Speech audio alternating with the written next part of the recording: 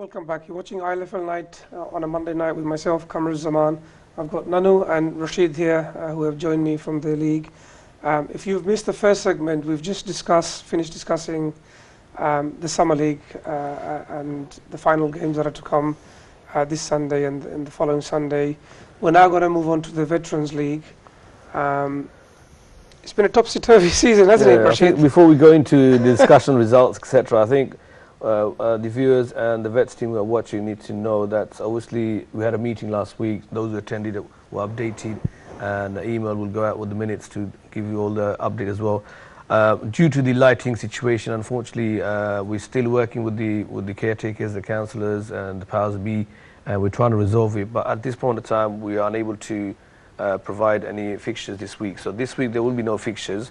We do have a meeting at the end of this week on Thursday, so hopefully by Friday we should have more updates in regards to the time scale. So it could be a week or two depending on the outcome of the meeting. So we will come back to all the teams hopefully end of the week to give an update of where we stand and how we're going to get our fixtures completed. So just await and look at your emails, and we will contact all the teams to for the time being. Obviously we can look at the last week's results. It's such a shame now, isn't it? I mean, we've got two pitches side by side, back to back. When the league started some 3-4 weeks ago, the atmosphere was just electrifying with the games going on at the same time. It was just amazing. I know. I mean, the atmosphere was amazing. It was expected. It's such a shame that the lights have actually failed us. We've waited so long for this moment, and it couldn't have come at a worse time.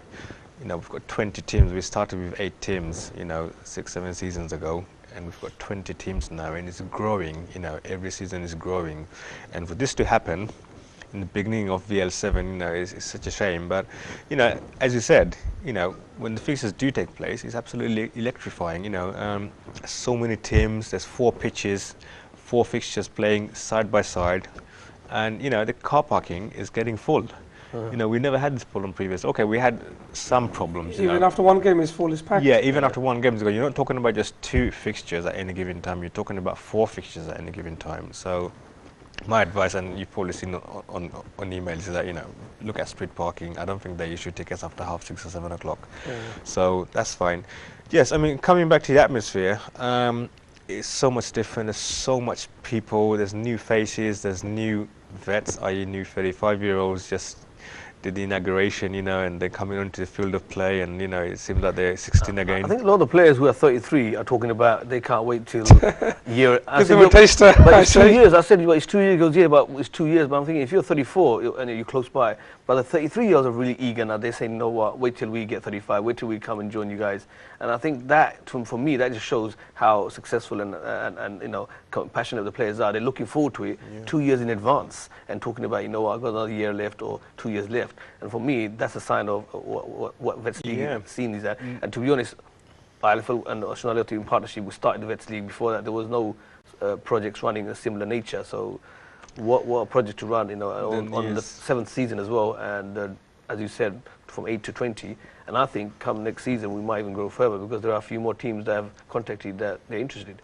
They are. I mean, I know a team in particular are interested. Most of the players are still playing in a very high level in the Conference League, and they're turning 35 in autumn, and they want to join the league as well. So imagine them. It's not just local teams. I think that's the interesting part. There are a lot of players come from outside. Teams are scattered around, aren't they? It's outside the Hamlets zone, so to speak. Because whereas before, when the first one started, it was mainly people or players within the E1 or within the Hamlets postcode. But now you can see players coming from different boroughs and even outside London. Some people are travelling, so it's a very good sign, and hopefully continue.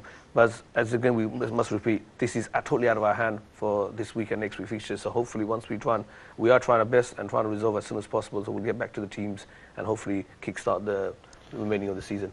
So the message basically to the viewers and all the Vets players and managers and teams really is: there's no games this Thursday, but keep an eye out and wait for the messages and the news to arrive. It will be taken, I think, on a week-to-week basis rather than giving it a month or longer than that.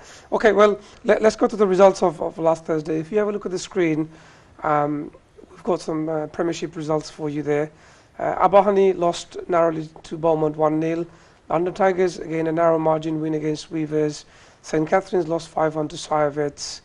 I think two things that are quite interesting there is how close the results are now, which means the rest of the teams are improving vastly, but also how much Beaumont have improved. They've beaten London Tigers 2 weeks ago, Abahani last week, and they're two of the strongest teams in the league, Rash. I think I know from the Beaumont camp the discussion is it's been last few seasons been very disappointing in terms of being successful. I know a couple of seasons ago they won the cup, but league-wise the expectation is so high. I think this year they said, you know what, let's focus on the league and be more focused on the league rather than two teams itself. So hopefully the ethos has changed. Early days, it's only been 3 weeks.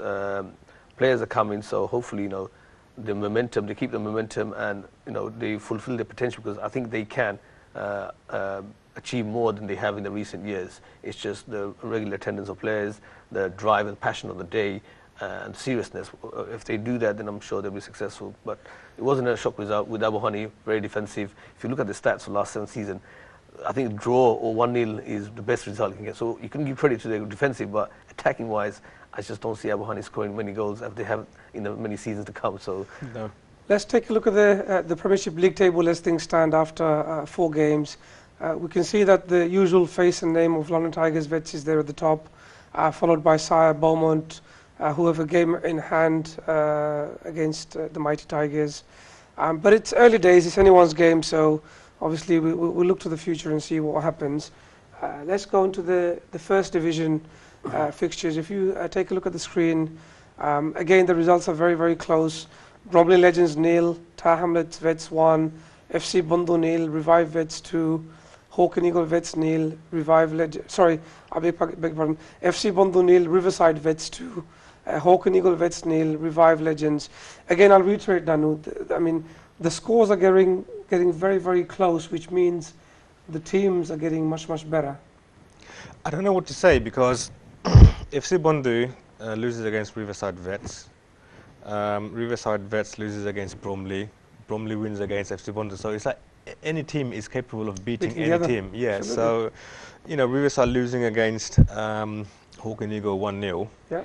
And then Hawk and Eagle losing against Bromley, and then they beat Bromley. It's a little bit confusing, but you know what I'm trying to say? It's like any team is beating any team. So the First Division is always a bit of a joy to watch, because you can't really tell who's going to beat who. And for this season, what I actually did was usually predictions like for the teams that were going to win. But this time we said predictions for the teams that are not going to win the title. So I know Mohammedan is somewhere at the top.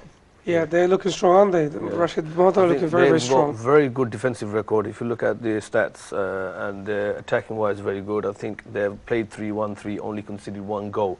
That says how strong they are at the back. And for me, I think they're deservedly on the top. And the team who have been in the last 3 games they played, I think they've been the best team to watch. The other teams, all depending on players that turn up, I think the team selection hasn't been the best for all the teams. They've had ins and outs, whereas Mohammedan had a good selection of players, and I think that plays a key part. But as you said, Division 1 has always been topsy-turvy. Yeah. I know it's week 3, it's early days, but I think that's more tougher than the Premiership. Premiership, you know who the big boys are, something about. With Division 1, it's always been tough, and I think even this season, it will become, I think Mohammedan looking good, but I think in the weeks to come, Tar Hamlets, even Revive, I kind of fancy them. Bromley, we know, got a history.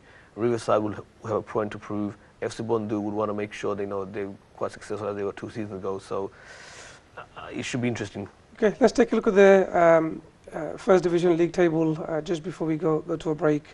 And as you can see on your screens, like Rashid just pointed out, Mohammedan Vets are sitting pretty at the top with the 3 wins out of 3 on 9 points, followed closely by Revive and Bromley on 6 points each. There's a lot of strong teams there, so really it's anyone's game as long as everybody wants it. FC Bandhu, Hawk and Eagle, Tar Hamlets Vets, Riverside all sitting on 3 points. I think there may be a mistake there showing Riverside having played 4 games, but I doubt they've played themselves. So that could be a bit of a mistake. But yeah, so that's how the First Division of the Vets League stands. Let's take a short break and we'll be back for the 3rd segment to wrap up the Vets League and talk about the upcoming Winter League and the award ceremony. Stay with us.